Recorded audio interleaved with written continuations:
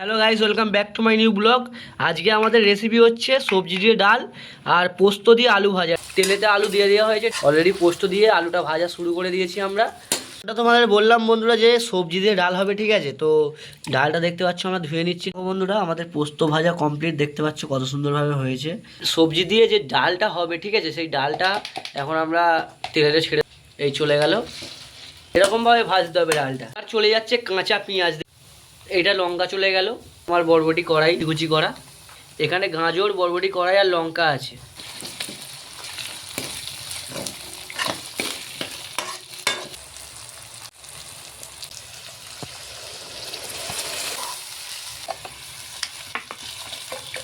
তো বন্ধুরা ফাইনালি আমাদের তরকারি রেডি হয়ে গেছে। চলো এটাকে দেখা যাক কেমন হয়েছে। আরো কারো সবজির ডাল, এটা টেস্ট না করলে বোঝা যাবে না এর টেস্টটা কেমন। চলো এটাকে ঢাকা দিয়ে রেখে দিই, তো দেখা হচ্ছে খাওয়ার সময়। তো দেখতে পাচ্ছ বন্ধুরা সবজি দিয়ে ভাতটা মাখিয়েছি, তো এর টেস্টটা খুবই অসাধারণ। আর আলুর পোস্তটা খুব সুন্দর ভাজা হয়েছে, অসাধারণ লাগছে খেতে। এই রেসিপিটা তোমরা একবার ট্রাই না করলে বুঝতেই পারবে না।